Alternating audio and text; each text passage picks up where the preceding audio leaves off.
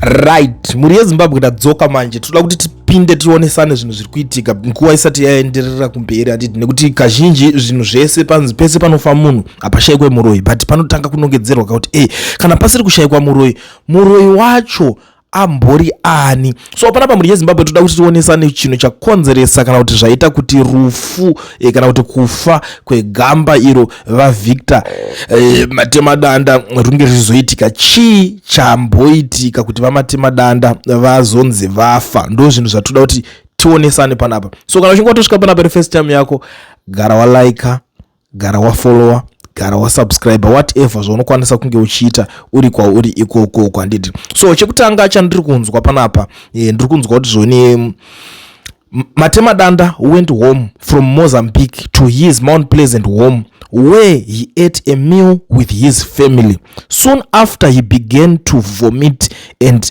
diarrhea, he was taken to West End Clinic where he passed on. Urikuona kuti zvinhu zvacho ikangori kakaishwa diki atravela kubva kuMozambique achisvika padeni pake ndobva angodyawo nemhuri yake, kungodya miu nemhuri yake, akutanga kutorutsa nekuchaya, akatonangiswa kuchipatara, kutosvika kuchipatara nekutofa.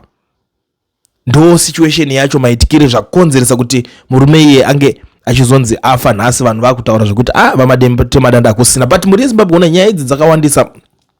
Award winning journalist panapa Hopo Chingono ane zvimwe zvaari kutaura pamusoro paVictor Matemadanda, zvimwe zvokuti vanhu vanokwanisa kunge vachibatsirikana pamusoro penyaya idzodzidzi, and ari kutaurawo achikomenda on the interview yaakaita iyaya, kana if you still remember that interview yaakaita naOscar Bambuka. So ari kuti I have just heard that Zimbabwean ambassador to Mozambique Mr. Victor Matemadanda has died.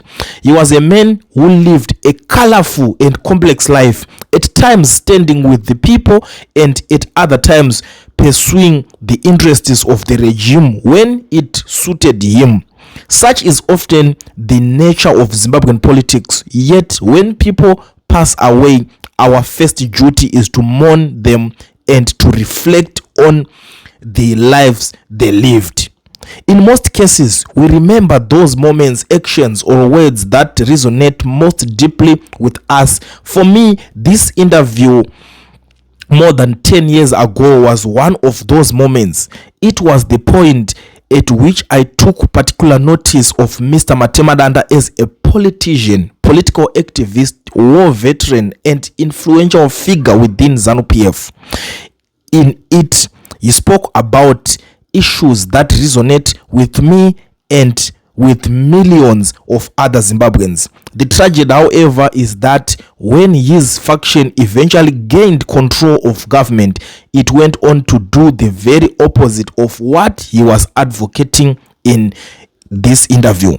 That contradiction remains one of the enduring lessons of Zimbabwean politics. It is an interview that every Zimbabwean should listen and go and reflect upon. May his soul rest in peace. My sincere condolences to his family, friends, and all those who knew and loved him. Ndo nyaya iri pano iri kuzotaurwa navapo chingona kuti asi munhu akafa asi anga ari kufamba kazongororo, anga ari kuita zvekarwa hivi, vakomana vacho anga vari kuita zvekungochinja. Nhasi akabuda akati zvinhu zvakadhakwa mani, panongonzi pabiwa 15 billion seko togoibvunza enda ndaisungirwa nyaya 15 billion. The next morning anomuka timu rake raari kusapota racho raari kuti ndo ripinde ripedze zvecorruption, paanonzwa kuti vakuitawo zvavakuitawo zvanana cab 3 nanani, and then anenge mukati momo akungozemberana navo akudedzera kuti cab 3 ndo yacho iripo, anenge akungotamba iri kurira. So zvinhu zvakadaro nevanhu vakadaro vanenge vachingoita zvinhu izvozvo, guys, it's something chekuti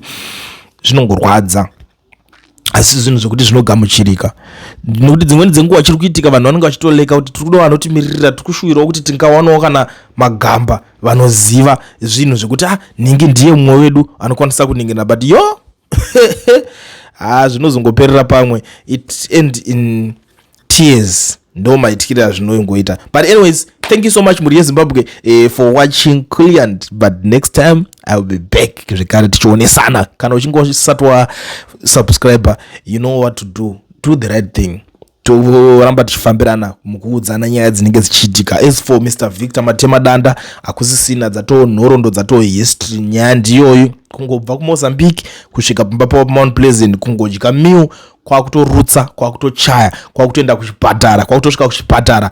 Ndiye munhu Sarai. Ndo mafiro aita vaVictor Matemadanda.